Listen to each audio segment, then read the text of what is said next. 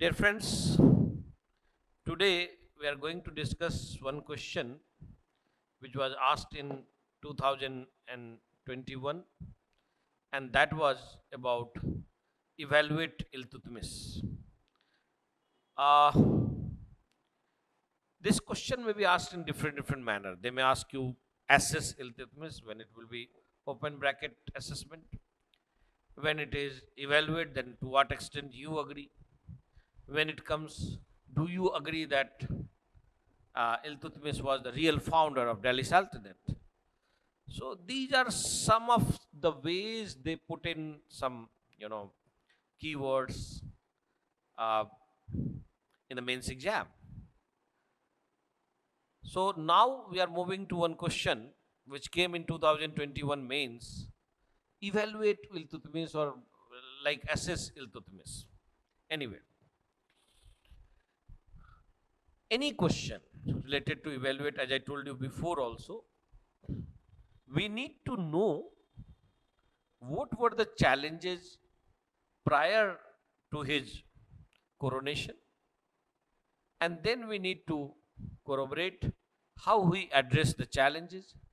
Again, if we want to see only, if you want to see assessment, then pros and cons both will come.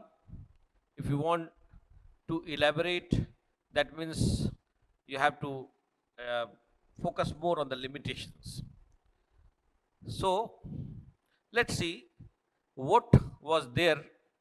Any question, if it comes related to assessment or elaborate, this um, evaluate, then you need to take two paths. Either first you highlight the challenges, and then how he addressed the challenges prior to coming to the power. So this gap is the real evaluation. This gap is the real worth of what he achieved, right? So achievement means, suppose if you have 20, if you get 80, then 60 is your achievement. Then if you have 80 and if you got 81, then achievement is only 1 rupee, not more than that. So here again, when the question comes about assessment, we need to focus upon. Now, let's see what Iltutmish did and what his predecessors did. Prior to Iltutmish, as you know that one Mamluk ruler was there known as Aibak, Kutubuddin Aibak. And Aibak had his own limitations. What was the limitation? Only 4 years he ruled as an independent ruler. As we all know that Aibak ruled from 1206 to 10. After his death, one very big ruler came known as Aram Shah, and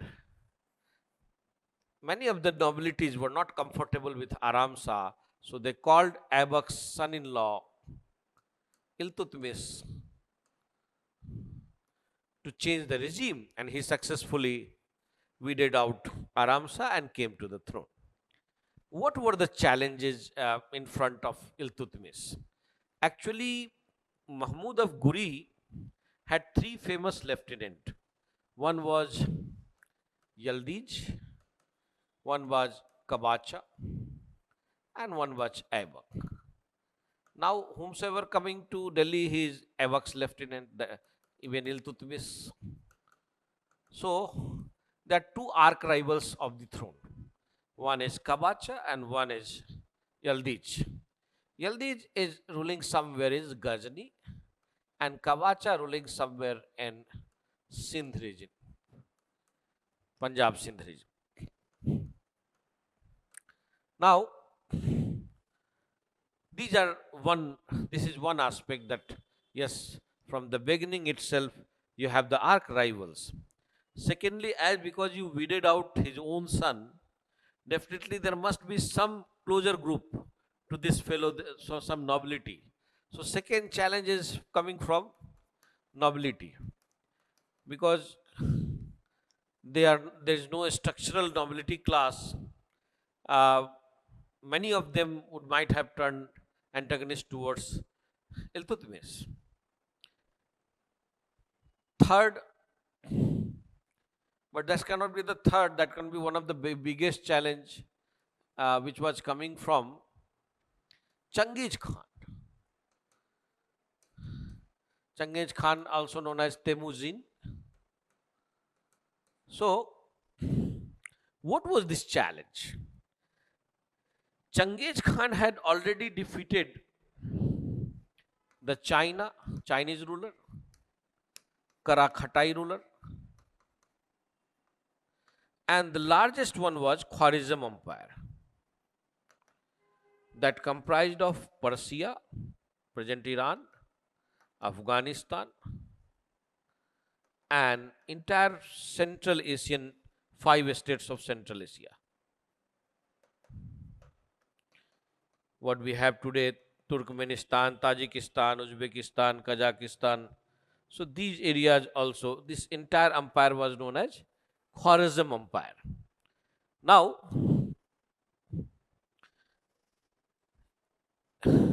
as you know that if Changiz can defeat China, Changiz can defeat Karakhatai and Khwarizm. So immediately when you are into the throne, you are Iltutmish, whomsoever you are. Now what is your problem? Your problem is that you are totally a new empire in front of Changiz. At one single command, he could have controlled entire Delhi without any fight also. So what is the wise decision? Let's see, and what he will be pursuing too.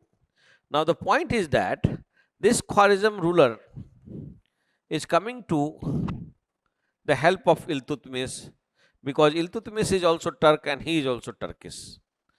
Now he is asking some help. Now he is coming to the border. And here when he comes to the help, Iltutmish outrightly denies. Then he meets Kabacha, and then he entangles with Kabacha, and later on when this Changiz Khan comes, he escapes from Punjab, and later he drawn into Indus and he committed suicide. So for Changiz there is nothing to fight. He returns. Otherwise, if he would have stayed, Delhi Sultanate would have lost its existence itself. So this is one threat, Changiz Khan, not a normal threat. Another, what are the challenges in front of Iltutmish placed? See, the fourth challenge, there is lack of a structure into administration. Because you are a nobility, many nobility class could have contended you. If they are not properly placed, they might contend you. So the problem is how to satisfy the greed of nobility class, because they are very much at par with your status. Now, what is the sixth challenge? Sultanate actually could not get the natural expansion itself. It was a very small entity. So unless you expand it, you cannot call it even the Delhi Sultanate. So Rajputana is a challenge, Doab is a challenge, Bengal is a challenge. So there are many challenging areas near Delhi, right, which calls or which seeks the help from the Sultanate, which wants the natural expansion from the Sultanate. Otherwise, Sultanate could not be called as a well-structured ruling unit. But this is the high time. So one challenge is how to expand and build a natural empire.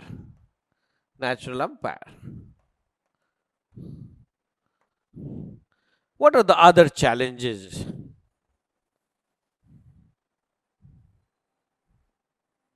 What are the other challenges, my dear friends? Other challenges are like Delhi Sultanate is a newly built empire So even the Islamic regime or Islamic states have not ratified or affiliated it as a valid empire. So at any point of time, it could become victim to any Islamic empire into expansion, and they can claim that Delhi Sultanate is their part. So that is one area, that validity not yet affiliated by the caliph. This is also one of the challenge. There might be some other challenges as well, taxes and this, that, so many issues.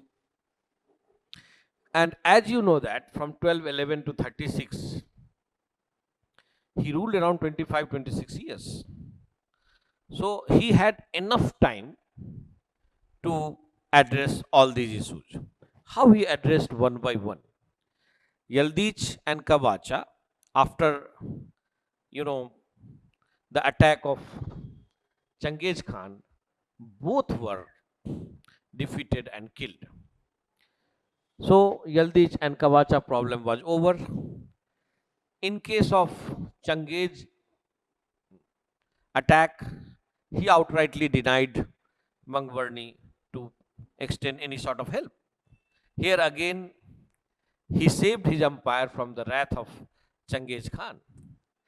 Thirdly, as he knew that many of the nobility are enemy, so to address this issue, he formed a group of 40 noble, 40 loyal noble, known as Turke Chehalgani or Chalisa.